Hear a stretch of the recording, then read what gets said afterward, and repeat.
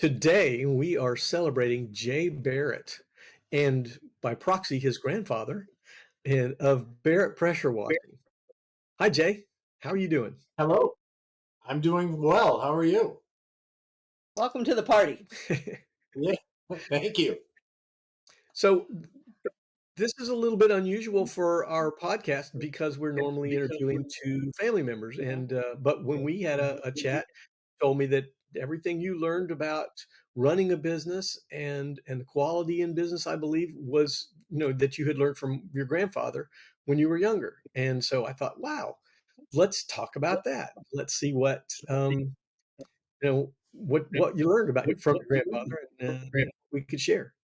So first, I don't want to get things out of order, but whatever. Your current business is Barrett Pressure Washing It is Barrett Pressure Washing. Yeah. in St. Petersburg, Florida, right? Yes, I cover Pinellas County, Hillsborough County, Manatee County, Southern Pasco. But you didn't start in Florida, did you? I did not. I am from Maine. I am a Mainer.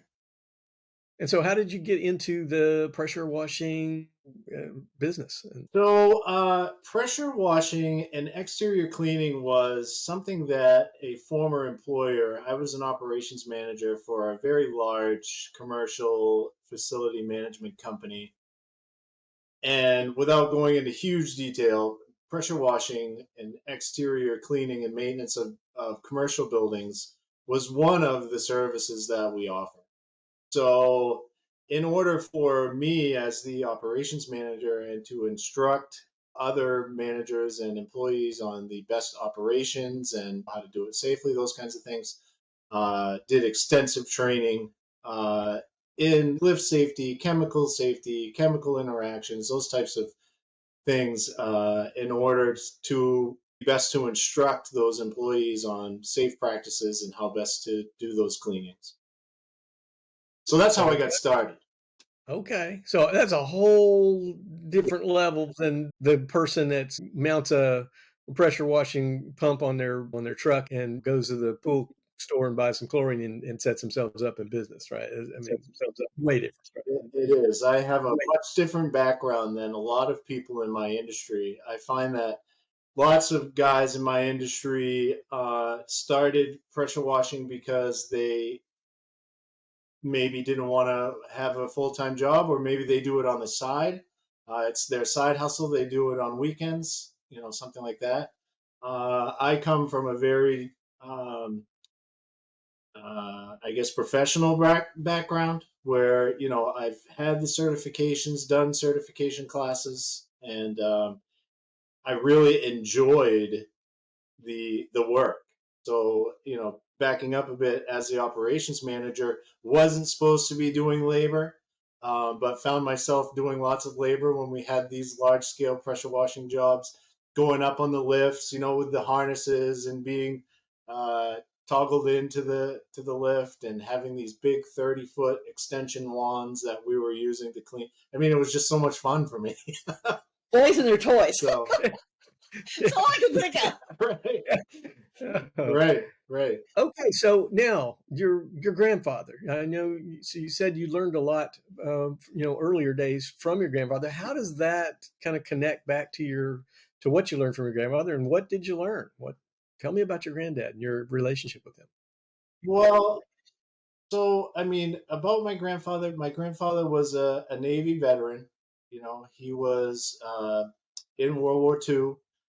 Very, very, my memories of him, very, very meticulous man, very organized. And I mean, like, over the top, obsessive organized. And I have this clock here right there. And I can tell you the date that my grandfather got that clock. Do you know why? Because he wrote it on the back of the clock. Not only that, but there's also dates on that clock of every time he changed the batteries since 1980 when he got the clock. So he was, one of those people who journaled every day about the weather, the news of the time, not personal journaling at all. It was very much structured of what the weather was, what was going on, those types of things. Maybe his to-do list of the day, things like that. So he was a very, very organized person. And he taught me, first and foremost, how to have a very strong work ethic and how to do things to perfection. So my some of my earlier memories of him was or working for him was mowing his lawn. And after I was done mowing his lawn, he would go around with a yardstick and actually measure different points of the yard to make sure that I had not missed any parts of the lawn. When I would do snow removal for him, he would go around and inspect to make sure that every little inch of asphalt had been uncovered and scraped down. So there was no possibility of ice forming on any part of that asphalt. So it was very overbearing, but at this, and I kind of resented it when I was young. But, fast forwarding to now, I have that in me to do a job to literal perfection where I am not satisfied until a job is perfect. And it kind of suits what I do for work because in a lot of trades there are kind of gray areas, but in cleaning there's no gray. Something's either dirty or it's clean. And it's either, all clean or it's not clean. So that's one example of something that he definitely taught me in business. Nice. Nice. So really high standards, quality control and high standards. Very, very high standards. Yes. Did you find that was very supportive of when you got into the facilities management and you were doing these certifications and getting that much more professional training in those operating all that equipment, the chemicals and everything?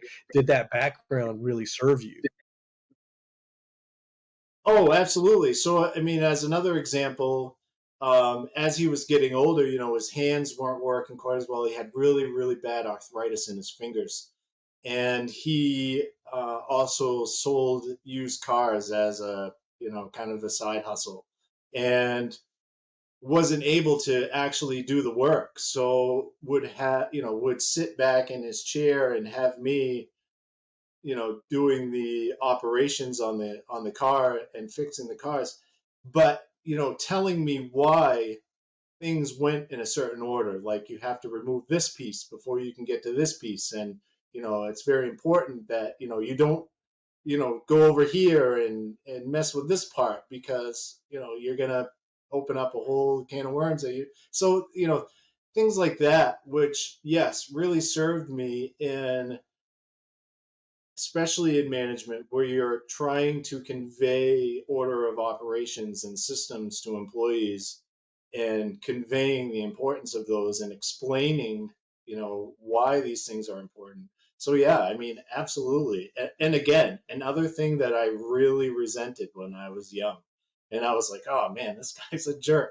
But, he was really teaching me something. And a lot of people laugh at this story too. So when I graduated from high school, lots of my family were giving me gifts and money and just a real celebration. And my grandfather gave me this card, and in it was written 10 keys to a successful life. And it was, I get a little choked up when I think about it, but it was keeping your credit good and when to pay your bills and just things like that. And then at the bottom it was always take care of your mother.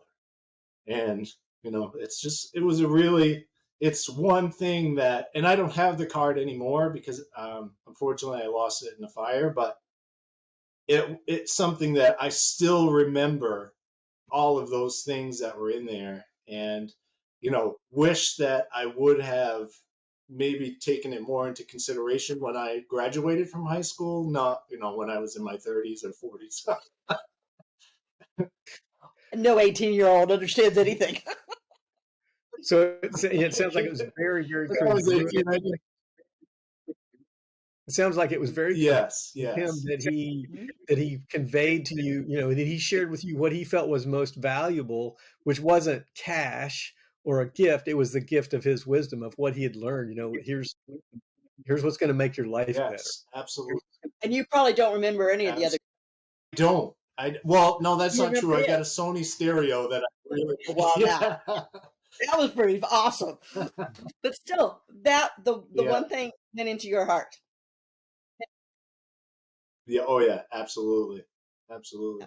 We want to stick with our theme of family business. So, in working with your grandfather, what are some things that you learned about working with family? You know, what was it? What were the strengths of working with family rather than just having a boss? And were there any challenges that you remember, you know, dealing with and overcoming? Well, yeah, I mean, so working with him, there was, as opposed to a boss, there was fostering, going on, a lot more attention. I got,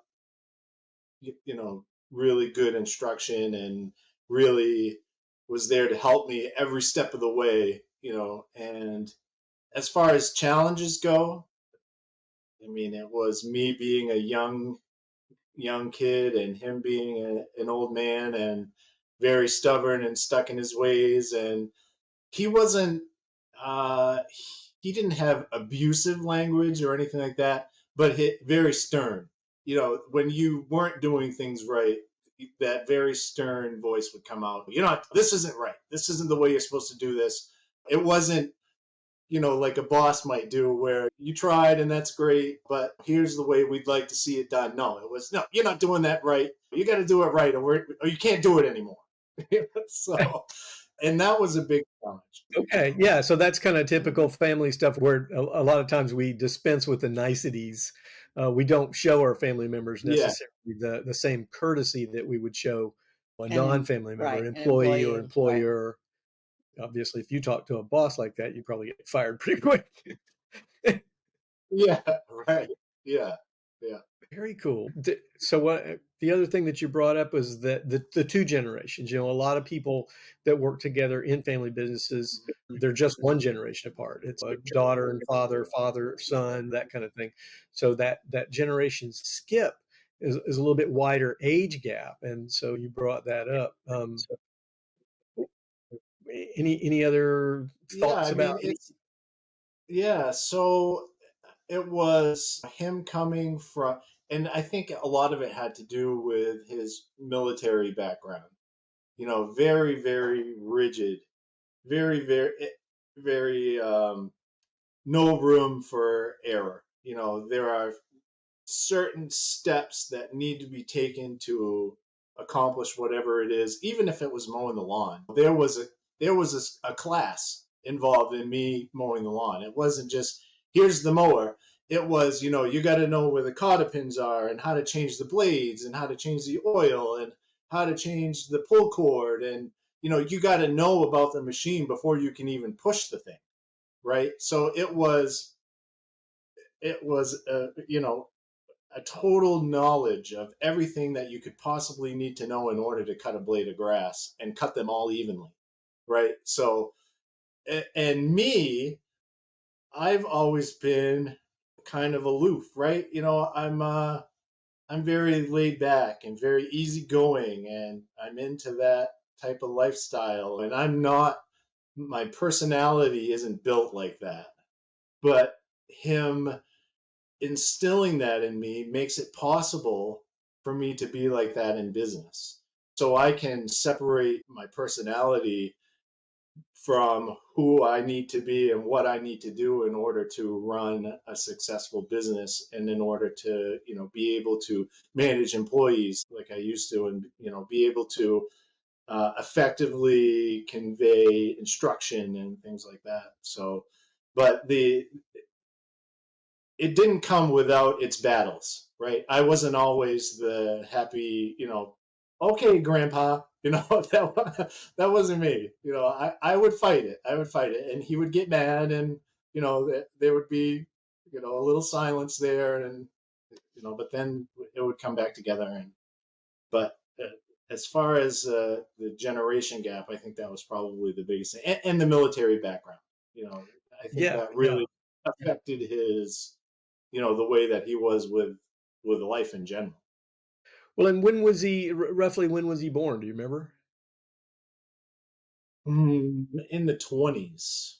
So that, yeah, he was born Okay, in the so he had 20s. lived through some hard times Oh and yeah, plus yeah. wartime, and that was no small thing. And so, yeah, I Right. think that that gave people an edge that us baby boomers and beyond, I count myself as a baby boomer, that were born after World War II, haven't lived through, haven't experienced. So to add to that, I think now that I have my own business and the only person that I'm accountable to is myself, and I don't have a boss and I don't have employees yet. Um, it's given me that,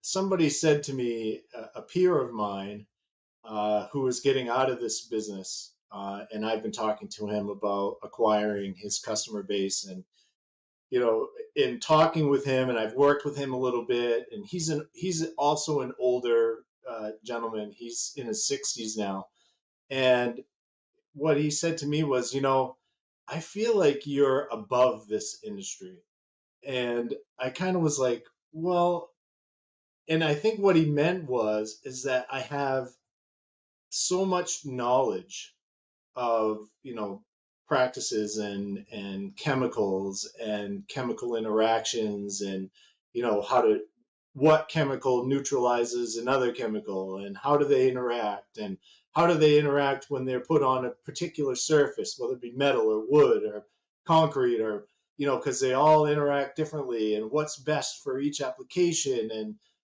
And a lot of these guys are calling cleaning chemicals by their brand names, where I am talking about what they're composed of. And I really think that it doesn't put me above the industry, but it puts me above my competition for sure. Like, straight up, that's my biggest competitive advantage, is that I have that knack for just, and it's not a knack. It's, well, if I could show you my notebook the other day, because people always ask me, well, what do you know about chemicals? You know, so I started writing in my notebook, and I just, started with a chemical, oxalic acid, and I just started writing things that I know about it, Mhm. so, and that's my geek out, right? Like, Nice. SDS sheets is my geek out. I know how to read them. I know how to, interpret them. I know how to find, you know, I know how to find lies, where chemical manufacturers will say, well, this is biodegradable. And I can go and look at the SDS sheet, and I say, oh, well, it says right here that you shouldn't put it down a drain. And I've called vendors out on this before. It's just part of what I do. So when you talk about, what do you bring to the table as far as, your industry, that is by far, and I learned that from my grandfather. You don't push the mower until you know how to fix it, until you know how it runs, until you know how to cut a blade of grass. And that's the same way with pressure washing.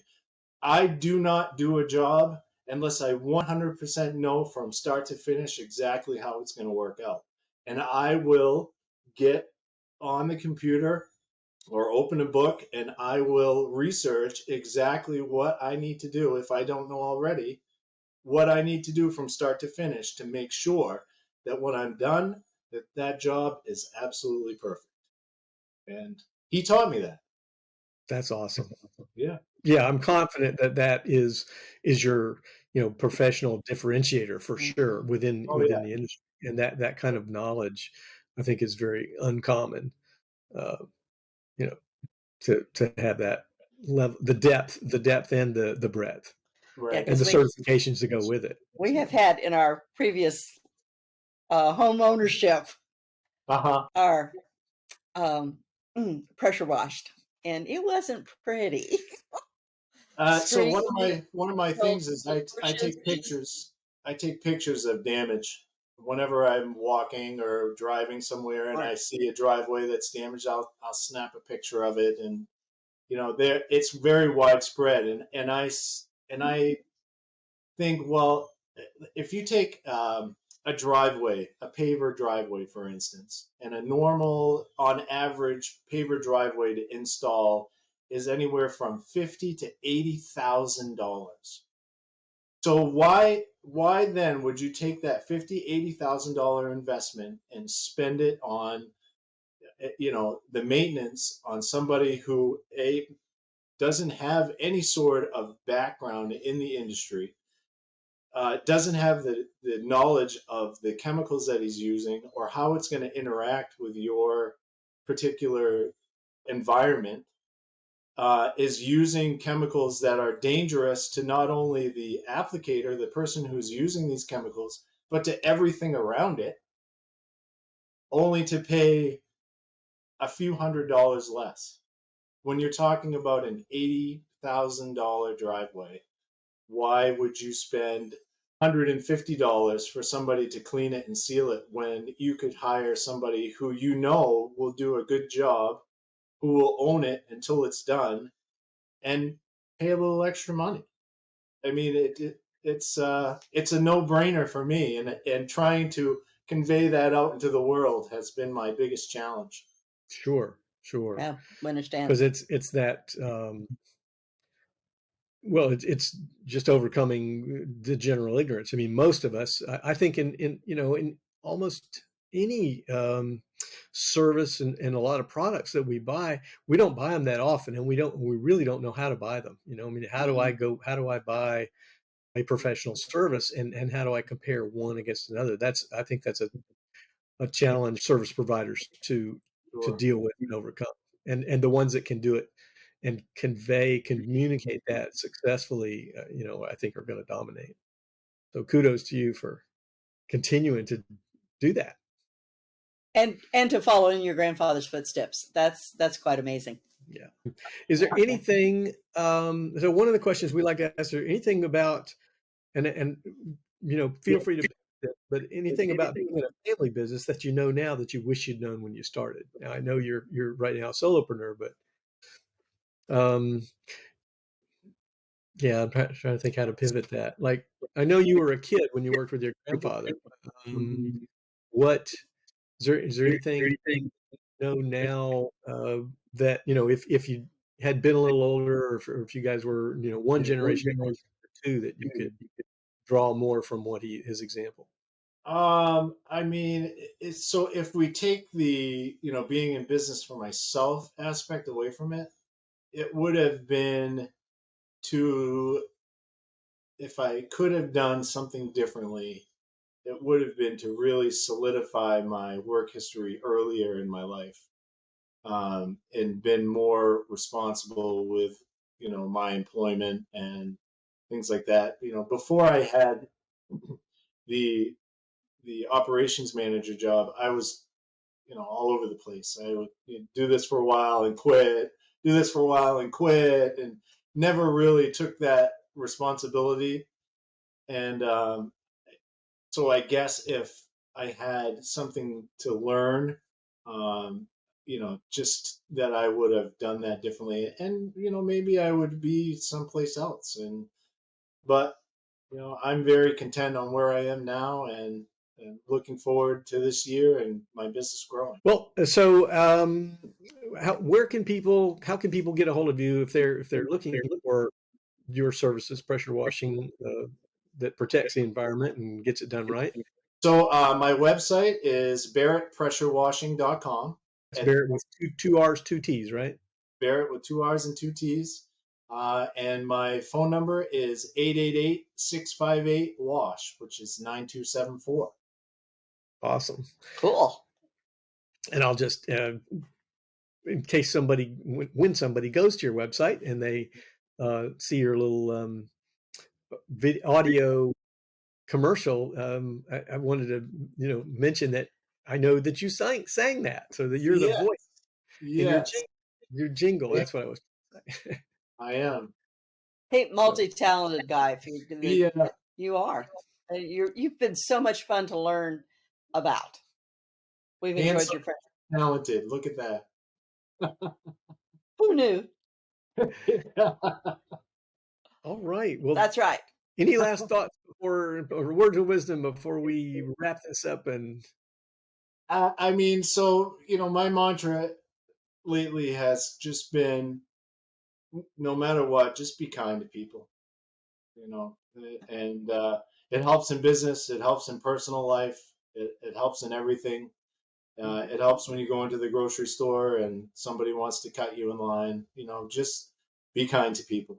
Well, you great don't know what advice. stress they're going under also. Great advice. Yeah. Very true. Very true. And be kind to the earth. Be kind to the earth. There you go. Like, Yeah. Without it, there are no more issues. right. Jay, thank you so much for spending We this time with appreciate us. that. We appreciate it. And Yeah. Thanks we for look having forward me. It's great. to It's always fun with you future. guys. Thanks. Look forward to seeing you again soon. All right. Bye. Take care. Thank you.